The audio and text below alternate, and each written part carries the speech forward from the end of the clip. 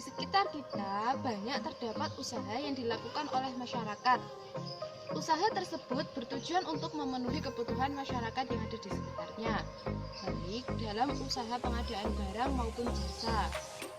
Barang adalah suatu benda yang dapat dipegang atau dilihat, baik yang berasal dari produksi maupun yang ada di alam, yang memiliki kegunaan untuk memenuhi kebutuhan manusia.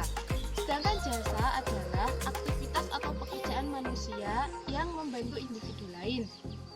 Ciri-ciri barang diantaranya produk memiliki wujud, produk dapat dimiliki dan dapat dijual kembali, produk dapat diangkut, mutu dapat diukur dengan mudah. Sedangkan ciri-ciri jasa diantaranya yaitu produk tidak memiliki wujud, produk tidak dapat disimpan, mutu sangat sulit untuk diukur. Macam-macam barang. Yang pertama yaitu barang bergerak adalah kendaraan seperti motor, mobil, kapal, dan lain-lain. Yang kedua yaitu barang tidak bergerak. Ini artinya benda yang tidak dapat berpindah seperti pohon, tanah, dan lain-lain. Yang ketiga yaitu barang berwujud. Ini artinya benda yang memiliki bentuk fisik tertentu seperti meja, kursi, dan lain-lain. Yang terakhir yaitu barang tidak berwujud seperti air dan gas. Yang selanjutnya karakteristik jasa. Yang pertama tidak berwujud. Jasa tidak dapat dirasakan dengan panca indera. Yang kedua, jasa tidak memiliki standar. Jasa merupakan bentuk kinerja seperti ciri jasa yang sudah disebutkan sebelumnya, yaitu mutu dari jasa itu sulit untuk diukur. Yang ketiga yaitu tidak tahan lama. Jasa tidak dapat digunakan kembali. Yang terakhir yaitu tidak dapat dipisahkan. Ini artinya jasa dan pemberi jasa itu sudah menjadi satu kesatuan yang tidak dapat dipisahkan. Bidang usaha jasa diantaranya yaitu usaha jasa konstruksi, usaha jasa perbankan dan lembaga keuangan, usaha bidang asuransi, usaha jasa bidang properti, usaha jasa transportasi, pariwisata, pengiriman, profesi, dan lain sebagainya.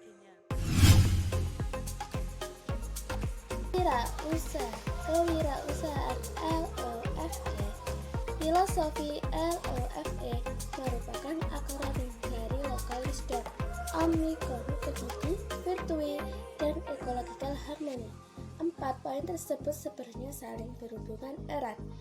Pemisahan dilakukan hanya untuk memudahkan pembahasan saja. Keempatnya merupakan karakter kewirausahaan dan inovasi yang bertujuan untuk menciptakan dunia yang lebih baik. Kesehatan finansial perusahaan dan menyadarkan setiap pelaku usaha bahwa segala sesuatu pada dasarnya saling terhubung dan saling membutuhkan.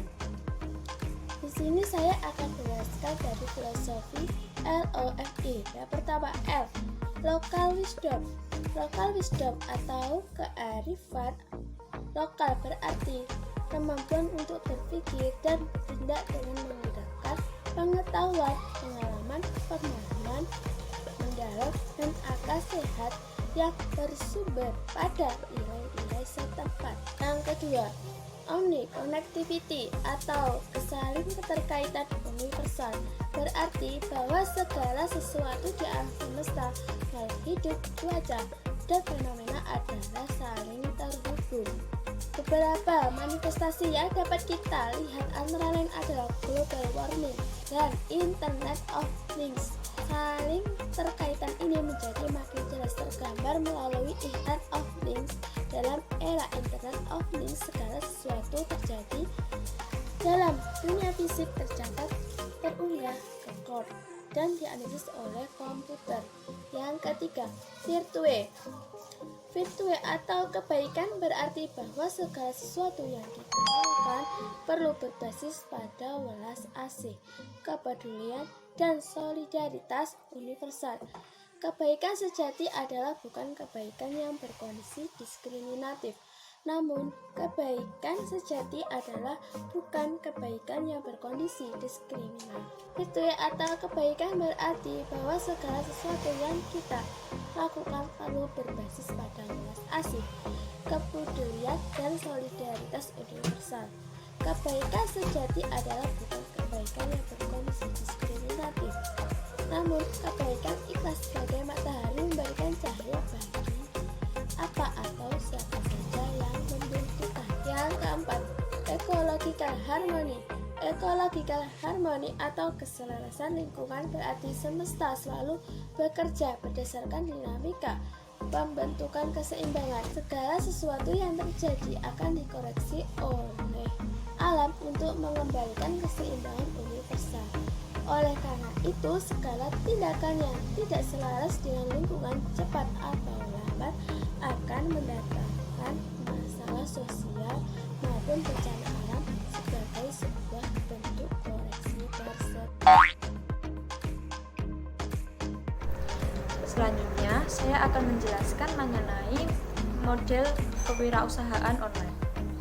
Kewirausahaan online adalah jenis wirausaha yang dijalankan secara online dengan menggunakan jaringan internet, sedangkan informasi yang disampaikan atau dijual biasanya menggunakan media website atau aplikasi. Dengan perkembangan teknologi yang semakin canggih, masyarakat semakin familiar dengan perkembangan gadget atau internet, sehingga ilmu maupun informasi bisa didapatkan melalui media elektronik seperti e-book maupun video tutorial. Perkembangan gadget yang amat pesat memicu perubahan gaya hidup atau lifestyle di kalangan masyarakat, termasuk pada hal belanja. Dulu, masyarakat lebih sering menyukai belanja di dunia nyata. Namun sekarang, masyarakat lebih menyukai hal yang praktis dan modern dengan memanfaatkan toko online lokal maupun internasional. Adapun jenis-jenis bisnis online di kalangan masyarakat yaitu reseller atau dropship, bisnis e-book, blogging, pay per click atau PPC, dan pasar elektronik. Untuk yang pertama, reseller atau dropshipper. Reseller adalah suatu agen yang memiliki produk fisik supplier, sedangkan dropshipper adalah agen yang memiliki informasi produk suppliernya, kemudian menjual kepada konsumen. Pada dasarnya, dropshipper adalah salah satu konsep kewirausahaan yang mudah dan disarankan untuk mereka yang menjelajah bisnis di internet, karena tidak perlu mengeluarkan modal dan menyimpan stok barang. Yang kedua, bisnis e-book. Bisnis e-book ini banyak dipilih orang karena ingin mendapatkan keuntungan besar, ingin berbagi pengetahuan, dan ingin dikenal oleh banyak orang. E-book dibuat dengan berbagai topik seperti kesehatan, pendidikan, manajemen, presentasi, dan lain-lain. Produk e-book harus sesuai dengan perkembangan di masyarakat. Sebab jika e-book sudah tidak relevan dengan keadaan, maka bisa saja produk tersebut ditinggalkan oleh konsumen. Yang ketiga, ada blogging. Blog merupakan situs web yang berisi tulisan, artikel, atau informasi yang bermanfaat yang diupdate secara teratur dan dapat diakses secara online, baik untuk umum maupun pribadi. Kegiatan blogging berkembang pesat dengan tujuan yang beragam, dan sebagian besar blog masih menggambarkan konsep blogging yang murni. Yang keempat, ada paid per click atau PPC. Paid per click adalah sebuah metode kerjasama periklanan di internet di mana pemilik situs web akan dibayar oleh setiap klik dari pengunjung situs pada link iklan yang dipasang pada situs web atau blog. Bisnis internet ini metodenya melalui pemasangan iklan di suatu blog, di mana pemilik blog akan dibayar untuk setiap klik yang dilakukan di iklan yang dipasang di internet. Salah satu contoh iklan PPC adalah Google AdSense dan city.co.id. Yang kelima, ada pasar elektronik atau marketplace. Pasar elektronik atau marketplace adalah sebuah lokasi online di mana pembeli dan penjual melakukan transaksi komersil seperti penjualan barang, jasa, ataupun informasi. Pasar elektronik memfasilitasi orang berbelanja online dengan banyaknya pilihan, selayaknya pasar yang memiliki macam-macam penjual. Terdapat 3 jenis e-marketplace, yaitu yang pertama private e-marketplace, yang kedua public e-marketplace, dan yang ketiga konsortia. Adapun proses pengambilan keputusan konsumen pada pembelian secara online yaitu yang pertama A atau attention. Attention adalah salah satu cara untuk mendapatkan perhatian atau dari konsumen dengan menggunakan kata-kata dan gambar yang menarik. Yang kedua, I atau interest. Dengan memberi penjelasan mengenai fitur dan keunggulan dari suatu produk, calon konsumen akan semakin tertarik untuk membeli. Yang ketiga, search. Untuk memastikan bahwa produk sesuai dengan kebutuhan, calon konsumen biasanya menggali informasi tambahan melalui review dan rating penjualan. Dan yang keempat ada A lagi atau action. Setelah puas dengan informasi yang dipilih, konsumen akan melakukan tindakan lanjut yaitu dengan membeli produk atau jasa yang telah ditawarkan. Dan yang kelima adalah share. Setelah produk atau jasa digunakan, konsumen akan cenderung membagikan informasi mengenai pengalamannya dalam menggunakan suatu produk atau jasa terhadap publik. Ada banyak keuntungan yang kita dapat dalam melaksanakan kewirausahaan online, yaitu diantaranya modal yang digunakan tidak begitu besar. Modal utama dalam menjalankan bisnis atau wirausaha online adalah komputer, laptop, atau jaringan internet. Dan tidak perlu toko atau ruko, gedung, dan lain sebagainya yang membutuhkan modal yang sangat banyak. Yang kedua, jam kerja bisa disesuaikan. Hal ini karena bekerja bukan pelaku usaha tersebut, tapi juga adanya sistem yang berjalan. Tugas Anda adalah memfollow up dari permintaan-permintaan yang sudah diterima oleh sistem atau permintaan dari konsumen tersebut. Yang ketiga, jangkauan pasar yang sangat luas. Saat menjalankan bisnis online, maka seseorang bisa mendapatkan konsumen di mana saja dan memasarkan produk dengan jangkauan yang sangat luas, bahkan bisa sampai ke luar negeri. Yang keempat, ada pelayanan mudah dan cepat. Konsumen semakin dipermudah dengan berbagai layanan online yang tersedia. Dengan pelayanan yang cepat tersebut, maka siapa saja dapat menjalankan bisnis online. Bila ingin mentransfer dengan mudah dan kapan saja, tinggal menggunakan internet banking atau SMS banking. Dan yang kelima adalah tepat. Kewirausahaan online bisa dilakukan dari meja komputer dan tidak perlu membutuhkan banyak aktivitas di luar ruangan.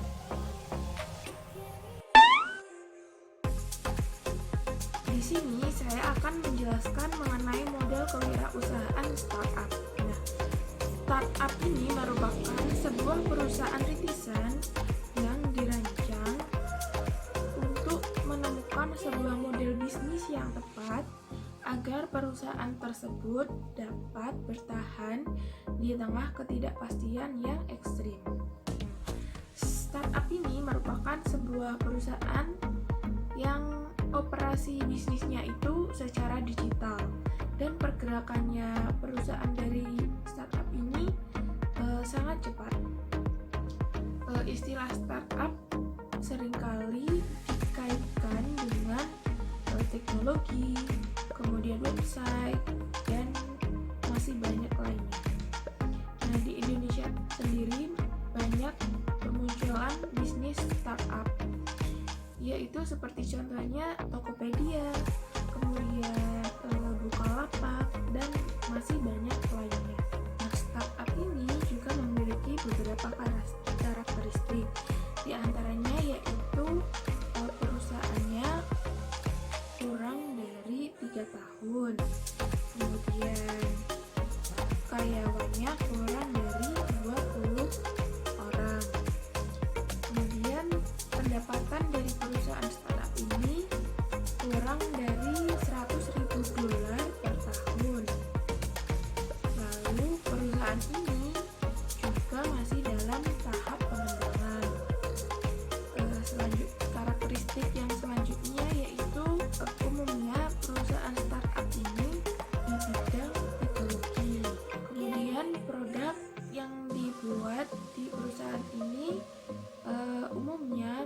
mengelola aplikasi secara digital. Kemudian, karakteristik yang selanjutnya yaitu perusahaan ini biasanya beroperasi di website atau di media sosial. Nah, ada pun juga ada 5 faktor yang mempengaruhi kesuksesan dari bisnis startup ini. Yaitu yang pertama yaitu timing atau pemilihan waktu. Pemilihan waktu yang tepat ini merupakan salah satu faktor utama dalam merintis sebuah perusahaan startup. Contoh dari 5 ini seperti contohnya yaitu Uber. Uber ini dibuat di saat kebutuhan transportasi yang sangat tinggi serta banyak sopir yang ingin mendapatkan pendapatan tambahan. Yang kedua yaitu adalah tim. Tim merupakan aset berharga dari perusahaan tersebut. Nah, kualitas tim ini mempengaruhi kinerja dari perusahaan itu sendiri. Nah, tim yang baik ini adalah tim yang bersemangat, selalu bersemangat, kemudian jujur, serta mampu berkomunikasi sesamanya. Kemudian yang faktor ketiga adalah model bisnis. Model bisnis ini merupakan salah satu faktor kesuksesan dari bisnis startup. Apabila dalam bisnis tersebut memiliki model bisnis yang tepat, maka terdapat beberapa keuntungan. Di antaranya yaitu mampu merubah pandangan kepada perusahaan mengenai bagaimana respon pasar terhadap produk yang dimiliki. Kemudian melemahkan daya saing perusahaan kompetitor dan mendorong persekutuan dengan perusahaan kompetitor dalam menciptakan produk yang mampu menjawab kebutuhan pasar. Nah, faktor yang keempat yaitu adalah funding atau pendanaan. Pendanaan ini merupakan salah satu faktor dari kesuksesan dari bisnis startup tersebut. Dalam hal ini, rekanan bisnis dan investor mengetahui bahwa organisasi sebuah perusahaan ini berkaitan erat dengan kesuksesan perusahaannya.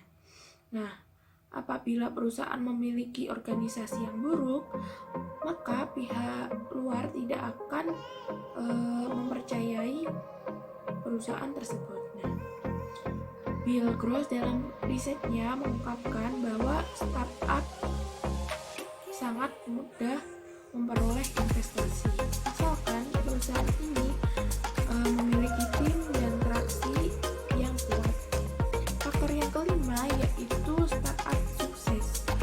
Tujuan dari bisnis itu tentunya untuk mendapatkan keuntungan yang tinggi secara efektif dan efisien. Startup merupakan salah satu perusahaan digital yang mengutamakan kecepatan dan ketepatan dalam berbisnis. Di samping itu juga, startup ini diciptakan untuk merancang suatu produk di tengah ketidakpastian yang ekstrim, dan juga startup ini dirancang untuk menemukan sebuah model bisnis yang tepat untuk perusahaannya ke depannya. Nah, dari beberapa literatur ada beberapa penyebab kegagalan startup. Di antaranya yaitu yang pertama yaitu cara berpikir. Berpikir terlalu idealis itu tanpa mempertimbangkan aspek bisnis sering menjadi penyebab pendeknya umur startup. Kemudian yang kedua yaitu kepercayaan diri dan investasi yang berlebihan. Yang ketiga yaitu manajemen yang tidak profesional. Yang keempat ada kegagalan marketing. Nah, kemampuan marketing yang baik menjadi kendala bagian besar bisnis startup. Nah, kebanyakan bisnis startup ini beranggotakan inovator atau pekerja teknis yang tidak terlalu memahami dunia marketing. Nah, untuk mengimbangi hal ini, startup perlu memiliki bisnis secara total. Nah, kemudian yang kelima ada keterbatasan pengukuran. Keterbatasan pengukuran di sini yaitu startup membutuhkan pantauan dan pengukuran yang lebih intens daripada perusahaan mapan yang segalanya telah tertata dan rutin. Nah, bisnis startup ini berhadapan dengan ketidakpastian yang tinggi, sehingga perlu bergerak dengan cepat dan bijak untuk melakukan monitoring di setiap kejadiannya. Nah, mereka memerlukan tim yang menguasai akuntansi dan manajemen keuangan. Yang keenam yaitu ada disorientasi bisnis. Disorientasi bisnis ini seperti tidak ada kecocokan lagi visi antar anggota tim dalam perusahaan tersebut. Nah, hal ini menjadi mimpi buruk atau salah satu hal yang menjadi penyebab kegagalan dari startup itu sendiri. Sekian penjelasan dari saya. Sekian, apabila ada